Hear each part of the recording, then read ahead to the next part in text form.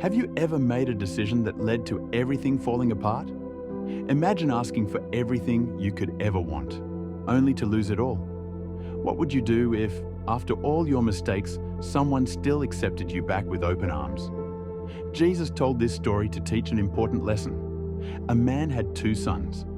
The younger son told his father, "I want my share of your estate now before you die." So his father agreed to divide his wealth between his sons.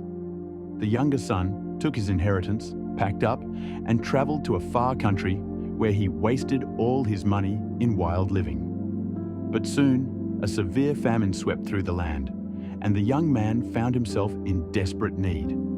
He went to work for a local farmer, feeding pigs, a job that was especially degrading for someone of his background.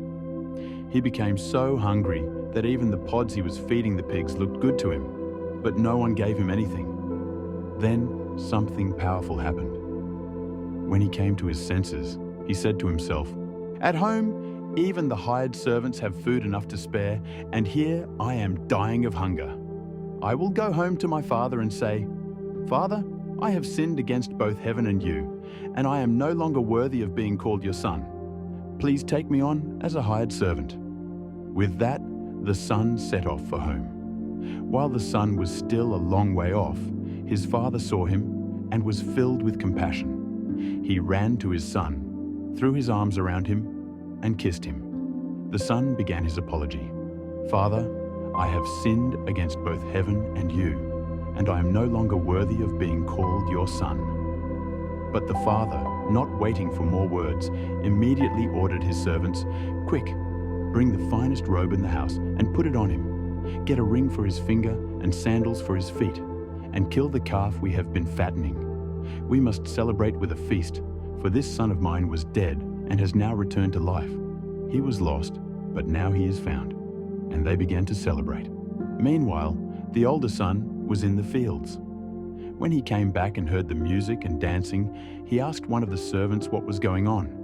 The servant replied, "Your brother is back, and your father has killed the fattened calf.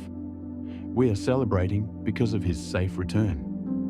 The older son became angry and refused to join the celebration. His father came out to plead with him, but he answered, "All these years I've slaved for you and never once refused to do a single thing you told me to. And in all that time, you never gave me even one young goat for a feast with my friends. Yet when this son of yours comes back after squandering your money on prostitutes, you celebrate by killing the fattened calf."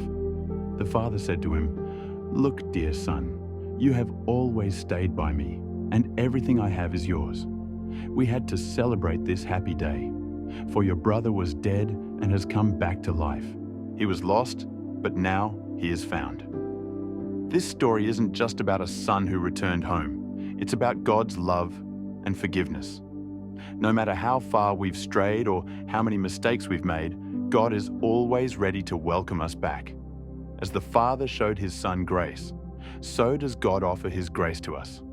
His love is not based on what we've done, but on who we are, his children. The question is, will you come home? Thanks for watching. Don't forget to like, share, and subscribe for more Bible stories. Stay blessed and see you next time.